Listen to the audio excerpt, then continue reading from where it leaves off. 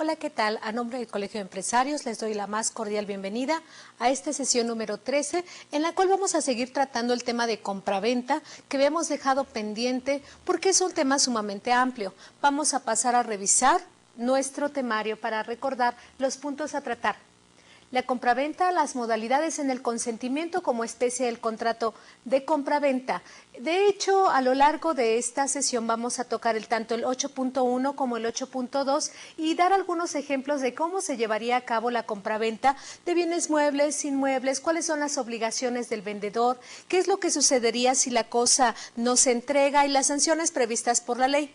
Debo de recordar que estamos basándonos el Código Civil para el Distrito Federal a efecto de que en esta legislación, se vea perfectamente bien lo que la ley señala y lo que el legislador tiene como contrato de compraventa. Es decir, de nada nos sirve estudiar toda la doctrina si no sabemos lo que la disposición legal señala. Es importante poder tomar en cuenta lo que señalan también otros códigos, algún código del Estado, si en un momento dado tú no estás viendo de algún Estado de la República, estás tomando esta sesión, sería bueno checarlo. ¿Por qué nos basamos en el del Distrito Federal? Bueno, porque en sus orígenes el del Distrito Federal se aplicó en materia federal en todo el territorio nacional y solamente se aplicaba de manera local para el Distrito Federal. De ahí que la mayoría de los códigos de los estados tengan gran similitud con el del Distrito Federal y en caso de que exista en algún momento controversia, generalmente los doctrinarios se apoyan en esta legislación del DF. También, como el 8.3 está el mutuo, que en esta ocasión no lo vamos a tocar, sino hasta la próxima sesión. Vamos a empezar con la primera diapositiva, en la cual señala cuáles son las obligaciones del vendedor. Pareciera que una persona cuando pone a la venta un objeto, ya sea mueble o inmueble, pues la ley simple y sencillamente no le dice nada con respecto a qué debe de hacer o dejar de hacer. Y el artículo 2283 o 2283 señala, el vendedor está obligado, fracción primera, a entregar al comprador la cosa vendida.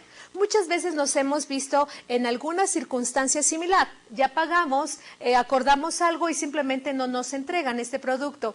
Existen instancias administrativas y judiciales para llegar a un arreglo de la forma sin entrar a una litis. Sin embargo, si no existe esta manera, tendremos en su momento que acudir ante un juez de lo civil para que a través de un juicio, valga la redundancia, se lleve a cabo el cumplimiento de esta entrega del bien. Si no, de lo contrario, podemos atender a la Profeco, que es una institución administrativa, la cual se va a encargar de obligar de alguna manera al vendedor a que el objeto sea entregado al comprador. Y si no es así, entonces será sancionado y puede ir desde una multa hasta la clausura del negocio. Todo esto atendiendo a que exista una mejor compatibilidad y conciliación entre el comprador y el vendedor. La segunda nos señala que es a garantizar las calidades de las cosas. Es algo muy común que nosotros hemos visto, sobre todo las ventas por televisión, que existen algunos productos que dicen hacer y maravillas y que nos darán algunos beneficios extra más de los que este objeto fue destinado. Sin embargo, está obligado. Nosotros cuando vemos este tipo de comerciales o de estas ventas por televisión, en la parte de abajo tendremos que poner muchísima atención en las letras pequeñas, cuando dicen aplican restricciones, solamente es una muestra, este es un medio con el que podrá utilizarse y una serie de leyendas, y estas son realmente las que van a valer.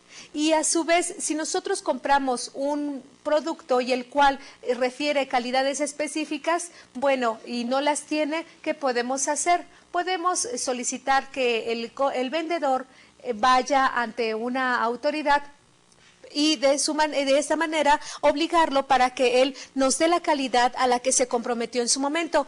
Pero no debe de extrañarnos esta situación, porque si empresas transnacionales o de renombre simple y sencillamente nos dan productos que su calidad no es la que señala en su etiqueta, y esto lo podemos ver entrando a la página de Profeco. Ha hecho estudios muy buenos esta institución a lo largo de su existencia y hemos visto cómo aquellas marcas que nosotros hemos consumido porque creemos que son productos de una mejor calidad, pues simple y sencillamente no cumplen con las especificaciones que señalan.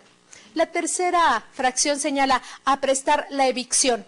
vamos a ver qué es esto de la evicción, en qué consiste, por qué es tan importante y como habíamos dicho en la sesión pasada. En la siguiente diapositiva, evicción del latín evincere significa derrotar, despojar o vencer.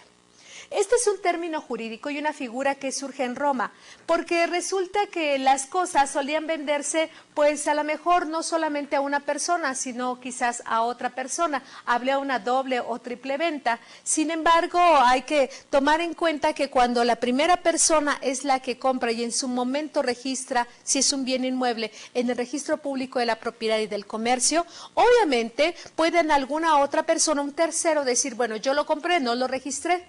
Decíamos en la sesión pasada que el primero en tiempo, primero en derecho, de tal manera que la evicción es cuando hay un derecho de otra persona a reclamar que la cosa le sea entregada. Vamos a leer parte de esta definición y señala, existe la evicción cuando el que adquirió una cosa fuere privado de toda parte de ella, es decir, yo adquiero un bien mueble o inmueble y de todas maneras al tener yo esa calidad de propietario, porque pagué un precio, acordamos, hubo ese acuerdo de voluntades y a su vez se señaló la fecha y la hora de la entrega, resulta que se metieron al inmueble y alguien más está habitándolo y dice que él tiene la mejor calidad porque en cuanto a la habitación que tiene y la posesión, porque es una persona que con antelación a la celebración del contrato de compraventa ya estaba, es más, justamente ya tenía 10 años y la intención que tenía era en su momento llevar a cabo un juicio de usucapión, o sea, una prescripción positiva. Entonces, bueno, ahí surge un conflicto. ¿Por qué? Porque hay una persona que tiene la posesión y existe otra persona que compró. Entonces, ahí, al ver este conflicto, surge esta figura de la evicción.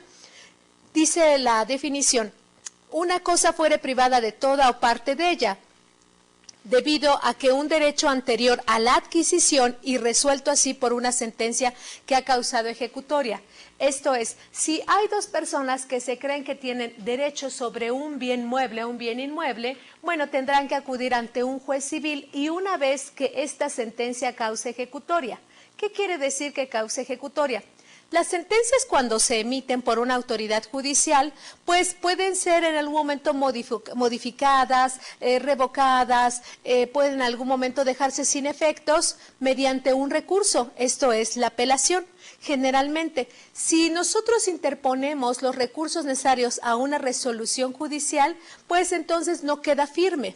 Hasta que quede firme y se hayan agotado todos los medios legales para dejarla firme, entonces en ese momento nosotros estaremos hablando que ha causado ejecutoria, res judicata, cosa juzgada. Entonces, al ser una cosa juzgada es inamovible. No puede haber algún cambio, ya es una resolución que queda firme para todos los efectos legales y que ésta se puede oponer a todas las personas. De tal manera que hasta ese momento se entenderá que efectivamente existe la evicción por una resolución de un juez. Espero que haya quedado muy claro este punto de la evicción porque lo vamos a ir viendo poco a poco a lo largo de todo el contrato de compraventa. Vamos a la siguiente diapositiva de la entrega de la cosa vendida. Pareciera que cuando nosotros compramos algo, pues la entrega es inmediata. Si nosotros vamos al súper o a una tienda, sí, efectivamente, nosotros primero tomamos el carrito, vamos sobre los pasillos, ponemos en nuestro carrito los objetos que nosotros vayamos a necesitar o simplemente querer comprar por comprar y posteriormente vamos y los pagamos. La entrega se dio antes del pago.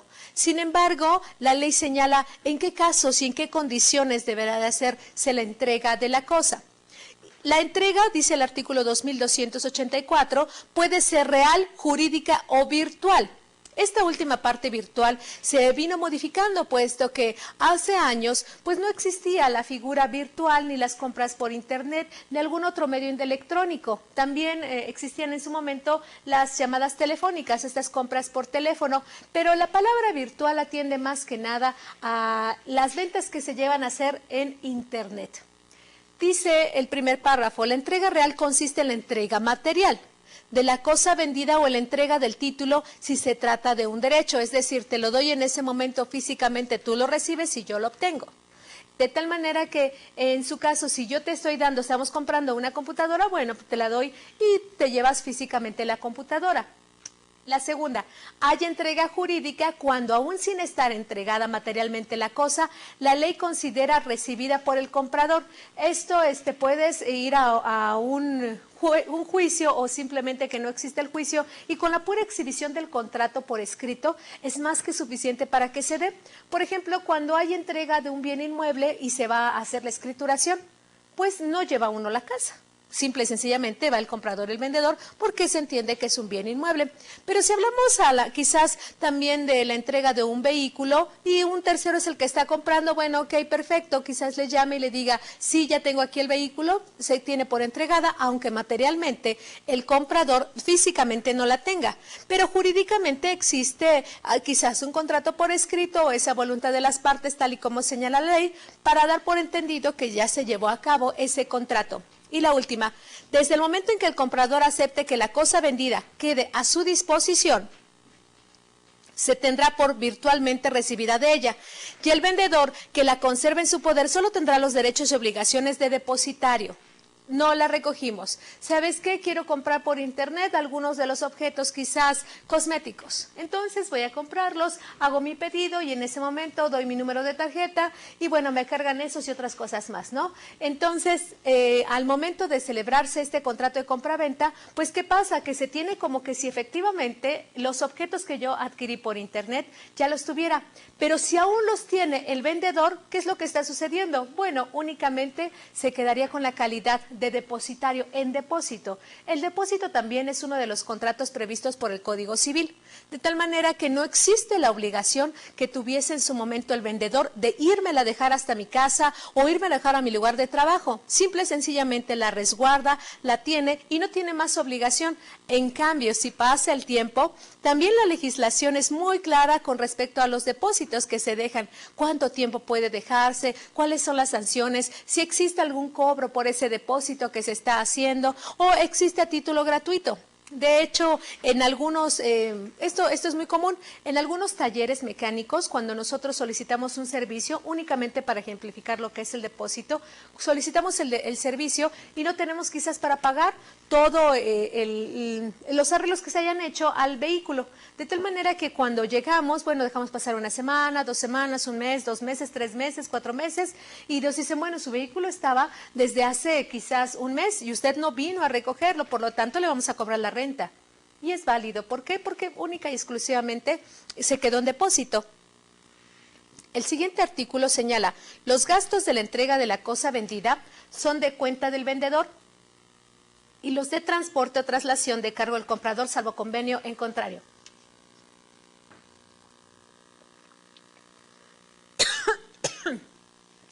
Perdón.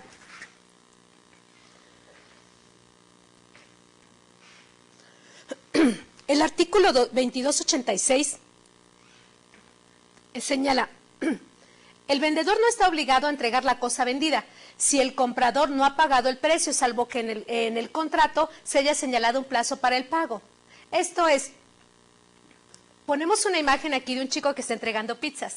Si llega la pizza, o sea, en su momento llega la pizza, pero si no la pagamos simple y sencillamente, pues no nos dejan la pizza, ¿no? Y aunque llamemos 30 minutos después, a lo mejor no la regalan. Pero de todas maneras, o sea, no se da. Pero vamos a leer otra vez esta parte. El vendedor no está obligado a entregar la cosa si no hay el pago respectivo. Entonces, si no me paga, pues no se la doy. Pero si en un momento dado yo señalé los plazos para que se llevara a cabo el pago correspondiente, esto es, si nosotros decimos en el contrato, te voy a hacer la entrega del bien únicamente cuando se haya liquidado más del 50%.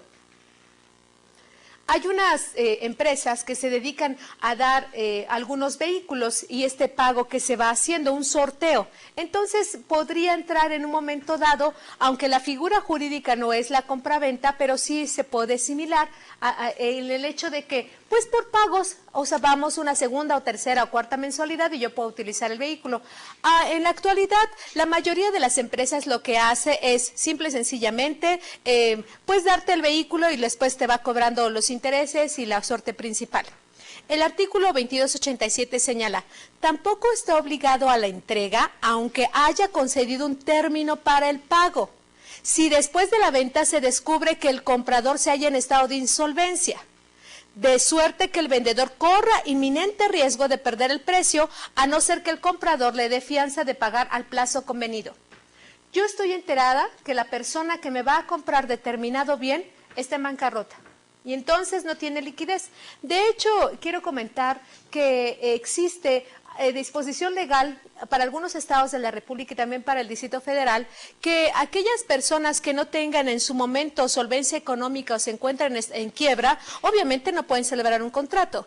¿Por qué? Pues porque existe la posibilidad de que desfalquen y que de nueva cuenta su conducta se repita. Entonces, para evitar, nosotros decimos, bueno, ¿sabes qué? Yo ya quedé de venderte este producto o quedé de venderte este servicio o quedé de venderte en su momento el bien inmueble, pero sé que estás en quiebra.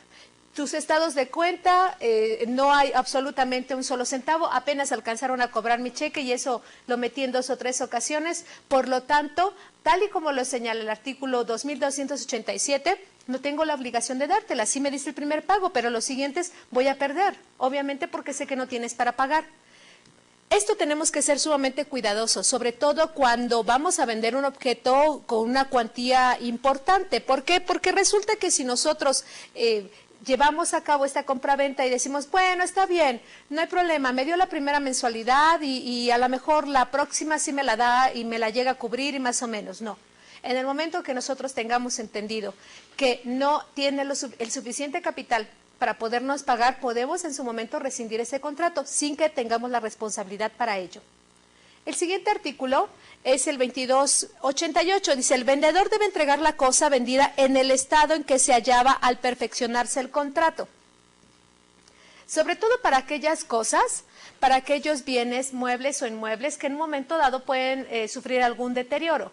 Es decir, yo te entrego la cosa tal y como nosotros en su momento convenimos. Nosotros convenimos que quizás te iba yo a vender los perros que nacieran de mi perra Rottweiler. Entonces, y a lo mejor eran 3, pero bueno, se murió uno, sí, perfecto, pero nosotros convenimos en su momento. Veremos más adelante que ya no existe la responsabilidad para el vendedor, pero debe de entregar la cosa en el estado que se encontraba y perfeccionado el contrato. Es decir, yo voy a pagar por la camada de perros Rottweiler que vaya a tener la perra del señor Perenganito de tal.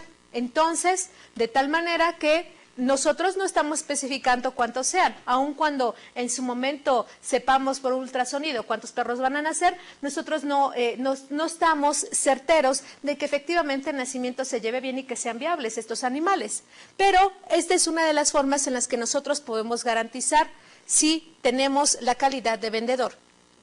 El siguiente artículo es interesante, dice, debe también el vendedor entregar todos los frutos producidos desde que se perfeccione la venta y los rendimientos, acciones y títulos de la cosa. Es decir, si nosotros ahí tenemos una fotografía de una parcela en la cual, bueno, vamos a comprar unas tierras, pero nosotros la intención de comprar ese ejido o esa tierra, el ejido, bueno, en sí no se puede vender tal cual, pero se puede acudir a esta organización ejidal para que en su momento, pues, podamos adquirir en propiedad este bien. Entonces, si nosotros vamos a comprar quizás un rancho o una parcela determinada, pero nos interesa realmente lo que se va a cultivar o lo que se va a cosechar en ese lugar.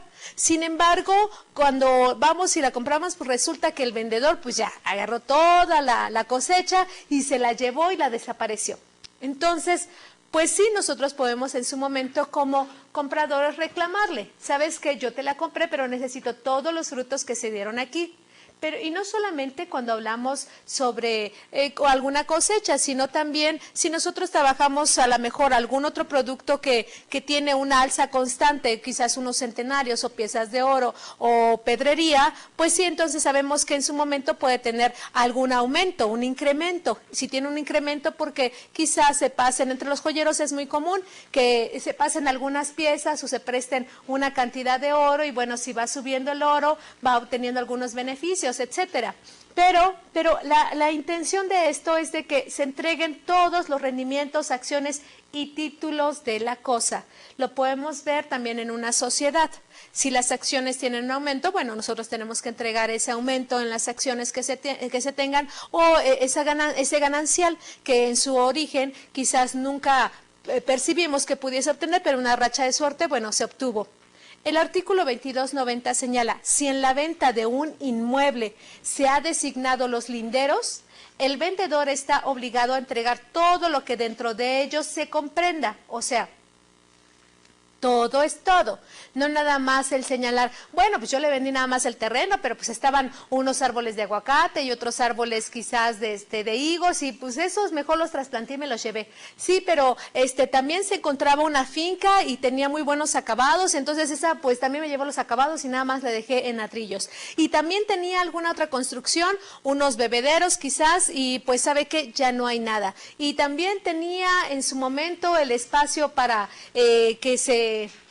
para que se guardasen algunos objetos, pero pues también la tuve que quitar porque el material lo utilizaba. No, se entiende todo lo que está comprendido. ¿Qué medidas debemos de tomar nosotros para que esto realmente produzca los efectos? Cuando nosotros vamos a comprar un bien inmueble, lo ideal es tomar las fotografías o el video del bien inmueble y tomar también al comprador y al vendedor dentro de las fotografías, porque entonces podremos decir, no, esas fotografías fueron tomadas hace muchísimo tiempo. Y todavía si existe en su momento esa duda de saber si si él vino hace 10 años y estas fotografías, mire, hasta está más gordito. No, yo estoy hasta mejor porque me veo de tal manera, ya ve que hasta ahora me cambié el peinado. Y bueno, una serie de cosas que pueden causar la duda. Entonces, ¿qué es lo ideal? Cuando nosotros queremos fijar mediante un video o una fotografía un tiempo determinado y el lugar, es normal poder comprar el periódico del día donde uno va a asistir y uno, cargarlo tal cual y sí, ver la portada y guardar ese periódico. ¿Para qué? Para exhibirlo en su posterioridad y decir, efectivamente, el periódico que fue comprado de esa fecha, pues se exhibió ante el juzgador en caso de haber controversia y es el mismo que aparece en la fotografía. Por lo tanto, el tiempo establecido en donde fueron tomadas las fotografías del bien inmueble fue en el mismo que estoy señalando en mi contrato. Este es un muy buen tip que podemos tomar en cuenta para que no tengamos problemas a futuro. Dice, dentro de ello se comprenda, aunque haya exceso o disminución en las medidas expresadas en el contrato. Nosotros sabemos que sobre todo cuando existen bienes inmuebles, a lo mejor el apego y el deslinde no es muy específico, sobre todo cuando tenemos quizás algunas condiciones climáticas que hagan que nuestro terreno cambie. Por ejemplo, si hay deslaves, bueno, pues a lo mejor estaba hasta el árbol tal o hasta tantos metros y luego si tenemos a nuestro vecino colindante que pues no tiene idea ni cuántos tiene y sus animales empiezan a pasear en mi terreno, pues obviamente puede haber alguna modificación. Claro, nada que ver con 1 hectárea o media hectárea, ¿no? Pero bueno, a esto se refiere en su momento el legislador, que existe esa holgura por parte de la legislación. En la siguiente diapositiva nos dice el artículo 2291, la entrega de la cosa vendida debe hacerse en el lugar convenido. Si no hubiera el lugar designado en el contrato, en el lugar en que se encontraba la cosa en la época en que se vendió. Nosotros llevamos a cabo una compraventa de algún objeto en algún estado de la República y nos hemos trasladado ahora a otro lugar y ya no vivimos donde originalmente la compramos.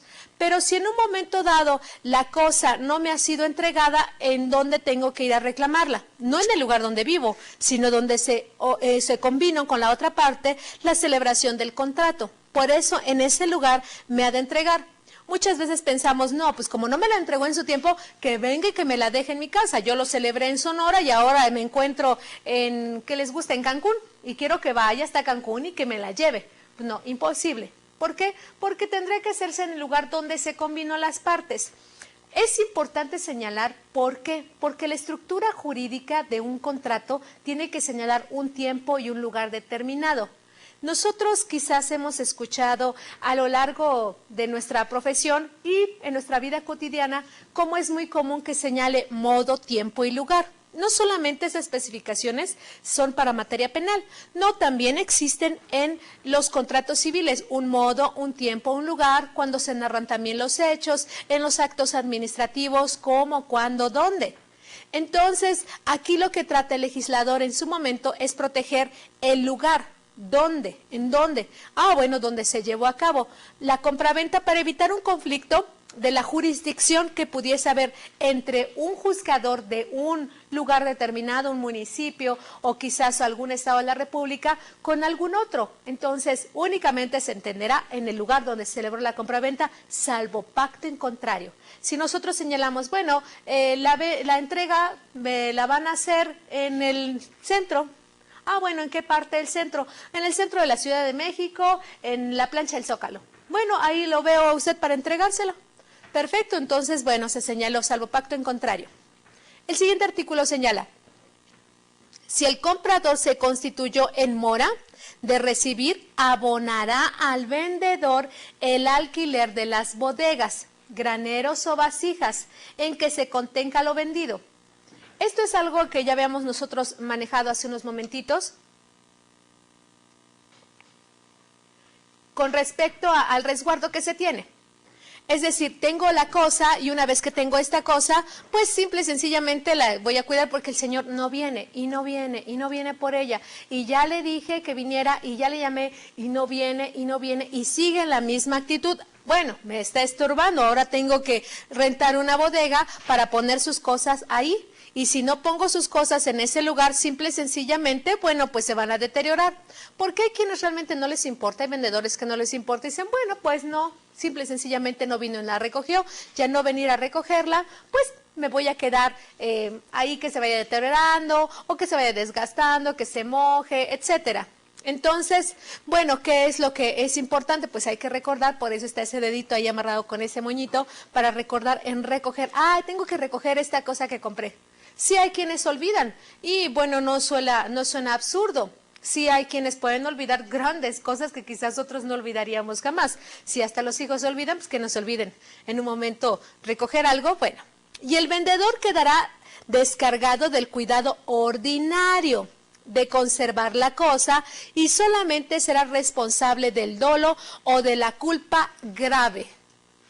¿Cómo se va a determinar el estado grave de esa culpa o de ese dolo? Bueno, nosotros hemos mencionado en alguna sesión que era el dolo, y el dolo es el saber y querer un resultado en materia penal, pero el dolo es actuar que sabiendo que una persona se encuentra en un error, yo quiero aprovecharme de eso y bueno, al aprovecharme de ese error, hago que esta persona, lo hago creer que efectivamente se encuentra la cosa así. Es decir, yo a lo mejor creo que esta bandera es de color lila. Digo, ay, qué bonita bandera color lila. Mira nada más, está preciosa y con sus letras blancas. No, sí, es carísima, porque las blancas con color vino quizás su precio no sea igual, pero esta que es lila, y ustedes podrán decir, sí, es lila, claro, llévesela, no hay ningún problema, se la damos, es más, se la empaquetamos, tenemos al 2x1, etcétera. Eso es actuar con dolo. Yo me encuentro en un error y aún así, sabiendo y descubriendo que estoy en un error, pues no importa, simple y sencillamente, véndesela, no importa. Ella cree que es eso y es feliz, pues se la vendemos. Entonces, a eso se habla dolo. Y la culpa es en su momento no prever lo que tuve que prever. Preví que a lo mejor si tenía esta mercancía en este espacio, sé que a lo mejor se puede mojar, sé que a lo mejor en algunas bodegas existen roedores, sé que a lo mejor existe alguna plaga, sobre todo en los alimentos, sé que a lo mejor ya está descomponiéndose, si son perecederos, ya está descomponiendo y yo no estoy tomando las medidas necesarias para resguardarla. Entonces, bueno, ya le estoy llame. La culpa grave se entendería que en su momento, bueno, ahí está el bien, ay, bueno, pues ya ni modo. Se está metiendo una plaga, bueno, ni hacerles así siquiera para espantarlas. Ay, no, bueno, ni modo, pues ahí está, no vinieron, es su culpa. ¿Yo qué culpa tengo? Total, últimamente, si no viene a recogerla, pues a mí que me digan. Entonces, es ese exceso. No puedo prever lo previsible, pero además me excedo en ello. Sucede, pero puedo hacer esto, sí, puedo quitarla, puedo poner unas trampas, puedo quizás taparla, pero pues si la tapo me voy a gastar a lo mejor unas lonas, voy a ocupar a mi personal, voy a desocupar quizás a 2 o 3 personas y van a invertir 4 o 5 horas de tiempo. Pues ni modo, ya pasó. Esa es la parte que se refería a la culpa grave. En la siguiente diapositiva, de las obligaciones del comprador. Artículo 2293. El comprador debe cumplir todo aquello a que se haya obligado y especialmente a pagar el precio.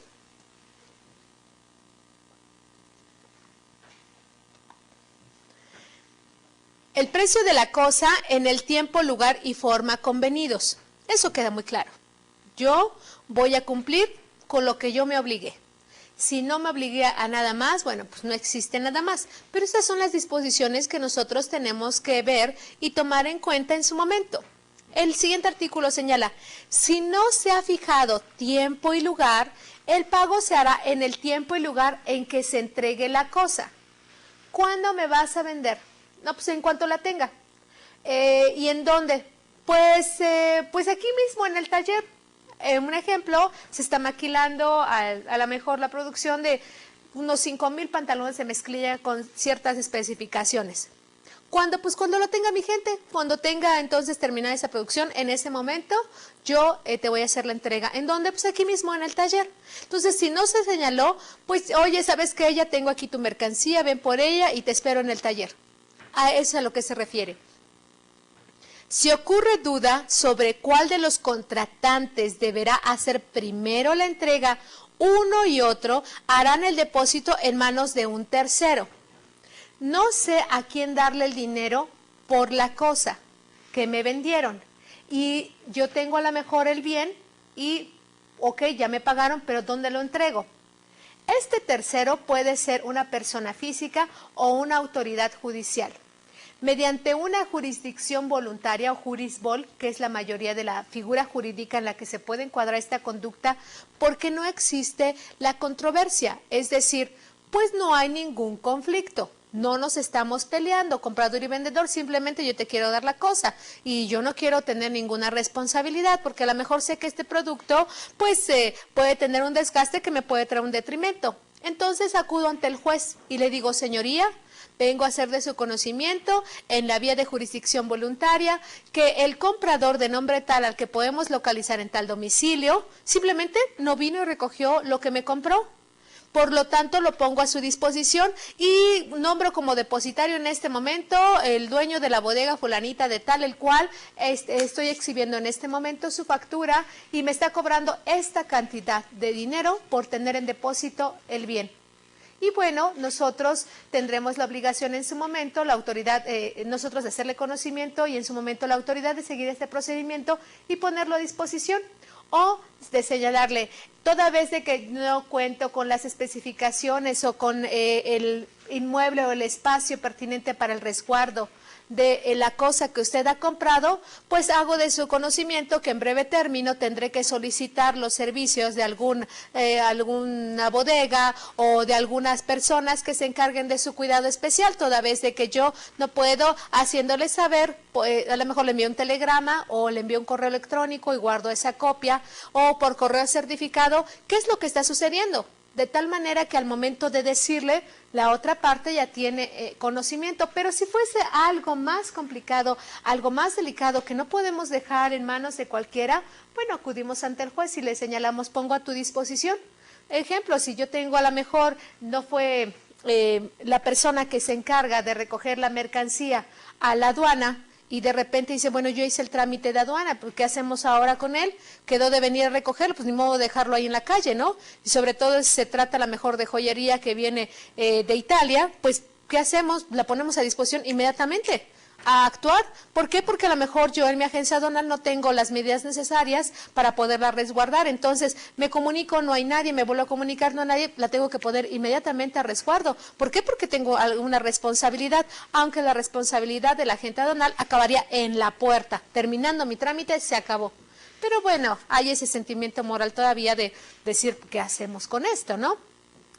Si ocurre duda sobre cuál de los contratantes deberá hacer primero la entrega, es decir, ¿quién va a entregar? O sea, ¿quién? ¿Tú o yo? O sea, si hacemos la entrega o el depósito, ¿qué hago primero? O sea, que entonces te lo doy, no te lo doy. Sobre todo yo creo que la mayoría sabemos perfectamente bien cuándo vamos a celebrar un contrato de compraventa. ¿Cuándo y cómo tenemos que pagar? y de qué manera esa mercancía no las van a entregar. Eso no hay lugar a duda. Pero hay gente que se hace chistoreta y dice, bueno, pues no supe, oiga, que le tenía que depositar tanto, ay, no me diga. Y ustedes a lo mejor sí conocen alguna que otra personilla por ahí que se gasta de ese tipo de comentarios. Vamos a la siguiente diapositiva. El comprador debe intereses por el tiempo que medie entre la entrega de la cosa y el pago del precio.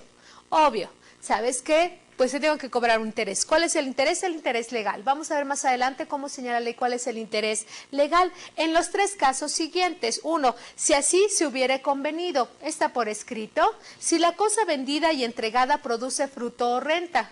Ah, ya tiene. Bueno, ya crecieron estos árboles, dieron frutos, se cayeron y otra vez y así sucesivamente y no viene, ¿no? Y si se hubiera constituido en mora por arreglo a los artículos 2104 y 2105, hay especificaciones aquí sobre este contrato. En caso de que se demore para recoger la cosa vendida, entonces pasará A, B, C, D, P. Entonces, pero viene bien especificado. ¿De acuerdo? Entonces, hay que leer muy bien los contratos. Cuando nosotros tengamos que revisar algún contrato, sobre todo para la prestación de algún servicio o vender alguna cosa, pues sí tenemos que tomar muy en cuenta estas especificaciones y tratar de comprender qué es lo que quiere decir cada una de ellas. Porque sí, bueno, me dijo que pues no me acuerdo cómo quedamos, pues yo se lo doy, o él me lo entrega, o le pago, o le deposito, o es en cheque, o en billete de depósito, o una transferencia, no sé. Esa parte no debe de quedar así. Tenemos que tener mucho cuidado al respecto. Dice el siguiente artículo, en las ventas a plazo, sin estipular intereses, no los debe el comprador por razón de aquel, aunque entre tanto perciba los frutos de la cosa, pues el plazo hizo parte del mismo contrato y debe presumirse que en esta consideración se aumentó el precio de la venta. Parece complicado, pero no, es sencillo. Cuando nosotros tenemos esta compraventa a plazos, simplemente a lo mejor no estipulamos intereses. ¿Por qué? Pues porque así lo convenimos, porque así nos conviene. Ejemplo cuando van y venden de algún cosmético de estos, de una revista o de varias revistas en las cuales dicen, oye, ¿sabes qué? Pues me lo pagas en 2 quincenas, no hay ningún problema. Es una compraventa a plazos.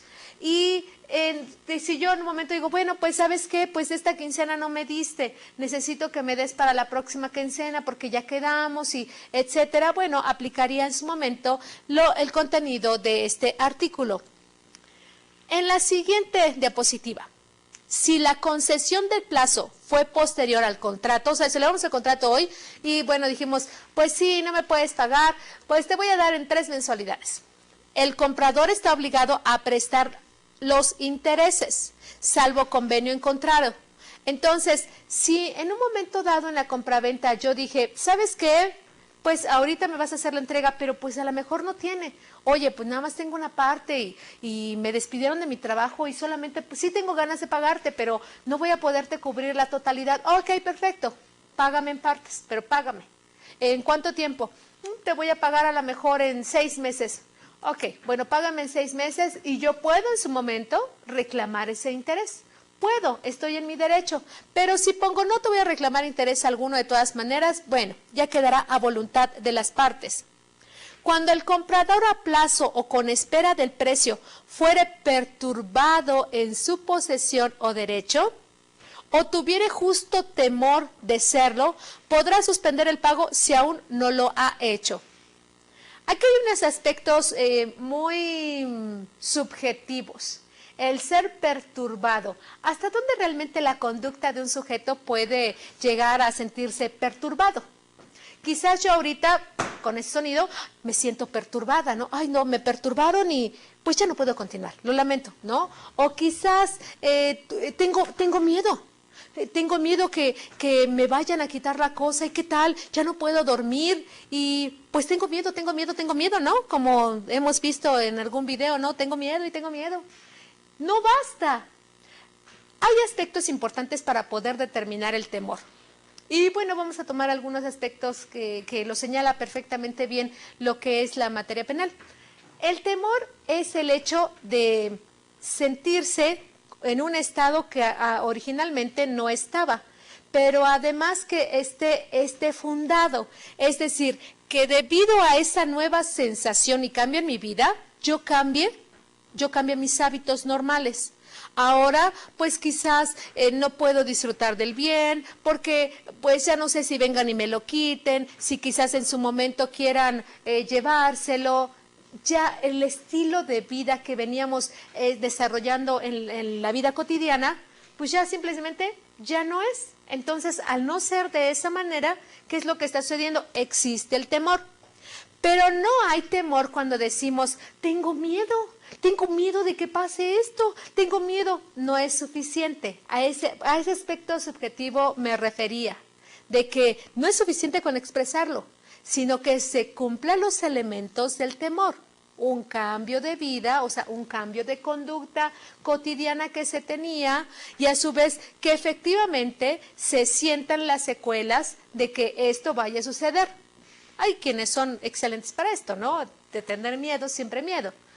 Pero bueno, vamos a lo que señala el siguiente artículo. Dice, cuando el comprador a plazo o con espera del precio fuere perturbado en su posesión. Perturbado. Ok, ¿cómo me va a perturbar algo? ¿Dónde existe una escala que señale, hay perturbación de la escala del 1 al 10, por lo tanto, efectivamente, señor comprador, usted está muy perturbado por esto? No la hay. Simple y sencillamente se ocuparía quizás como una argucia jurídica.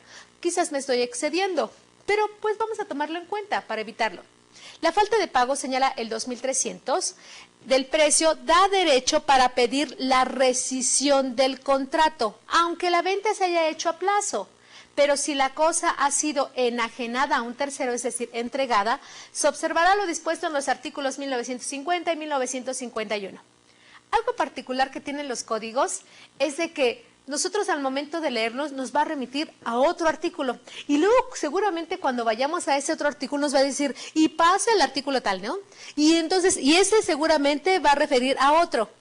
Pues así es el derecho. Lamentablemente las disposiciones legales tienen que suplir esa falta de señalar con precisión lo que está sucediendo y a mí se me ocurre que quizás el legislador en su momento dijo, ay, híjole, se nos olvidó. Bueno, pues dile que también vamos a incluir lo que hicimos hace 1000 artículos atrás.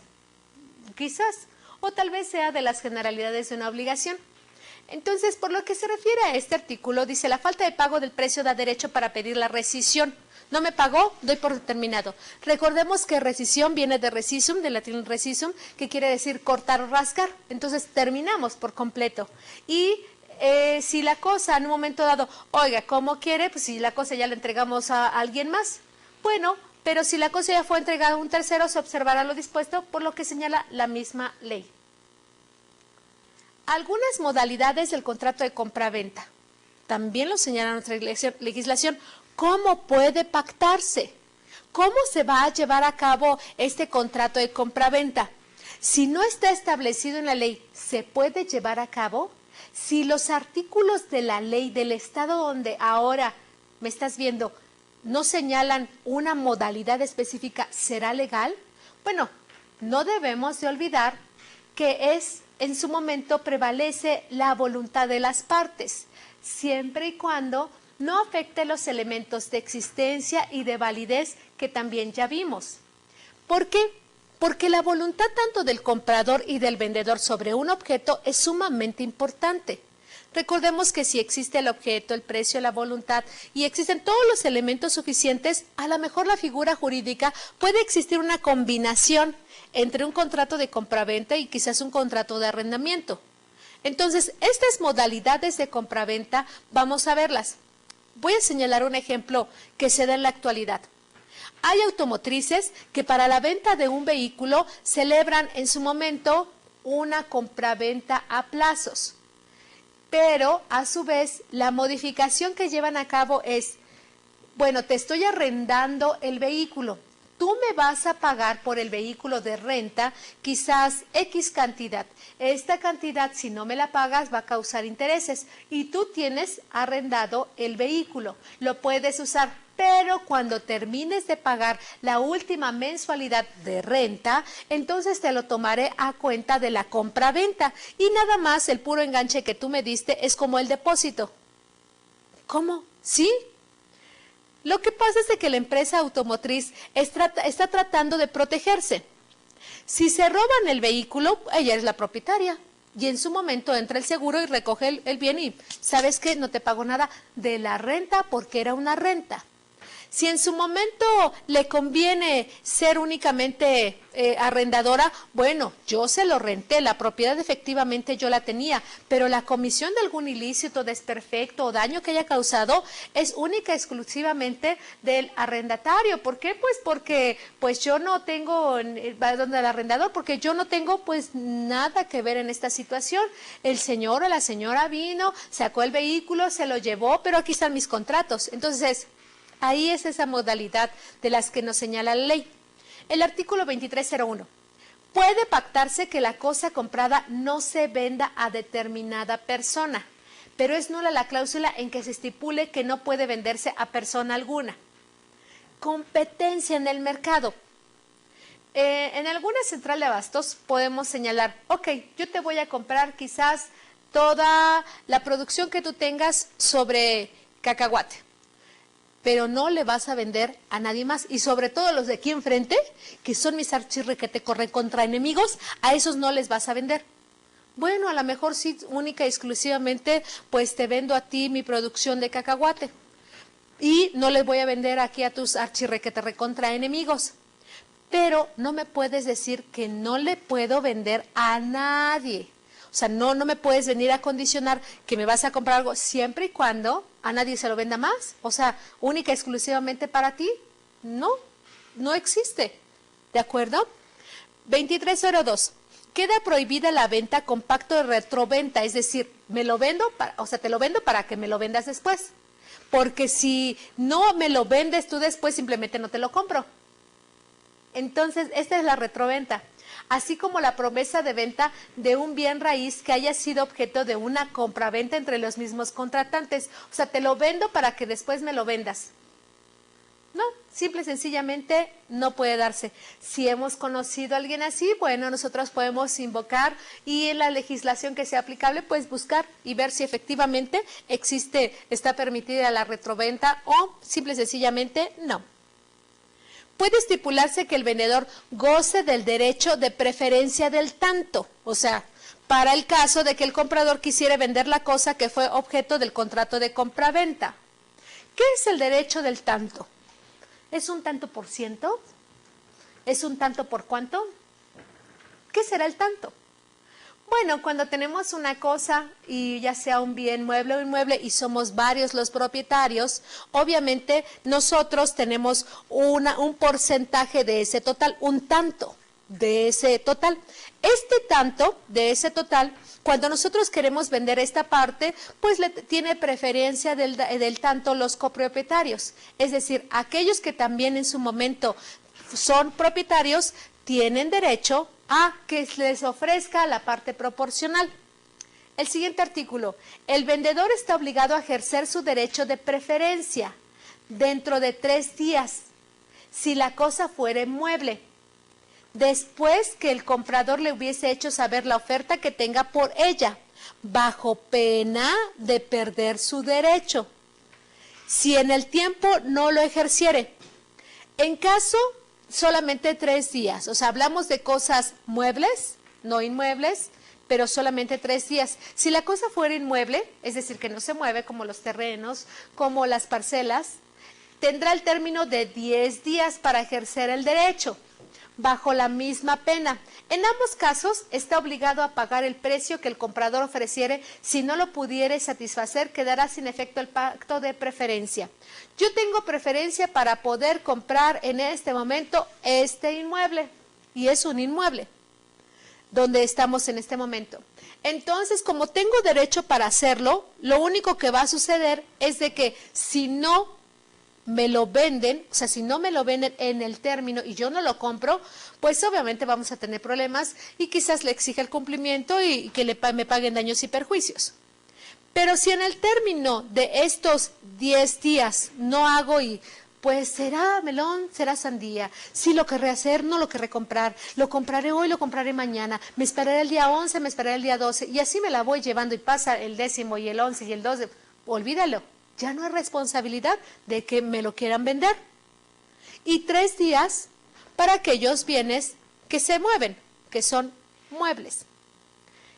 En la siguiente diapositiva dice, debe hacerse saber de una manera fehaciente al que goza del derecho de preferencia, lo que ofrezcan por la cosa, y si ésta se vendiere sin dar ese aviso, la venta es válida, pero el vendedor responderá de los daños y perjuicios causados.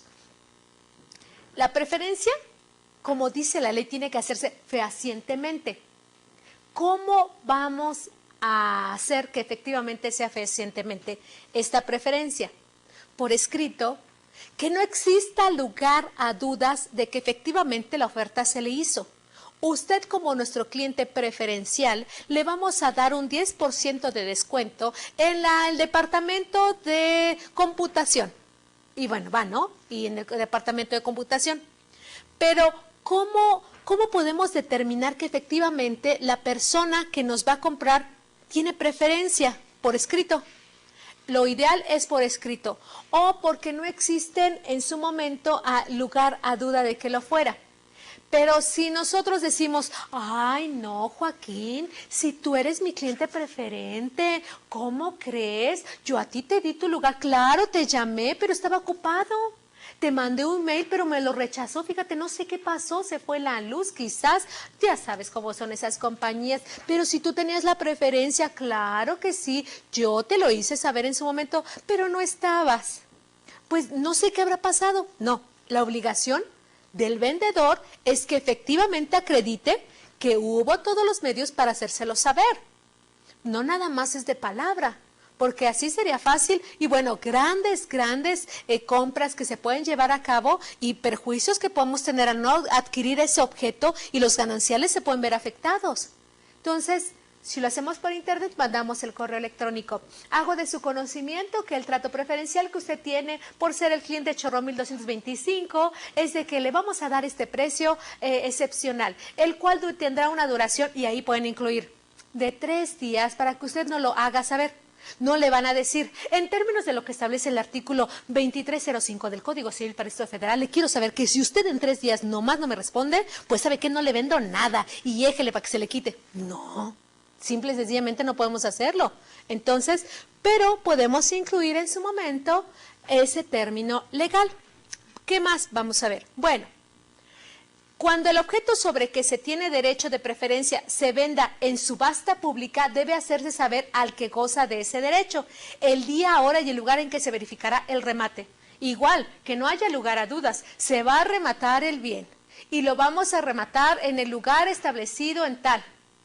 No es necesario que nosotros tengamos que transcribir el contenido de este artículo. Simple y sencillamente vamos a prever que en su momento tengamos un conflicto legal. Hacemos de su conocimiento, señor Joaquín N., que se llevará a cabo el remate del bien del cual se le otorgó en su momento la preferencia por ser un cliente distinguido. Por lo tanto, el remate se llevará a cabo en las instalaciones de nuestra empresa ubicadas, y otra vez le ponen la dirección, ubicadas en tal y tal, a tales horas, esperando contar con su presencia. No es lo mismo el decirle, como usted no vino, pues la vamos a rematar y a ver si viene. No, ¿verdad? Eso es importante, mercadólogos. Hay que tomarlo en cuenta, sobre todo para que el contrato de compra-venta se efectúe de la mejor manera. El derecho adquirido por el pacto de preferencia no puede cederse ni pasa a los herederos del que lo disfrute. Es decir, yo tengo la preferencia, quizás nosotros hemos sabido, en algún país, les voy a contar algo por ahí sobre esta preferencia. Algunas familias que fabrican algunos productos como medicamentos. Quizás me esté equivocando, ¿no? A lo mejor no es una sola familia, o sean 2 o 3 familias.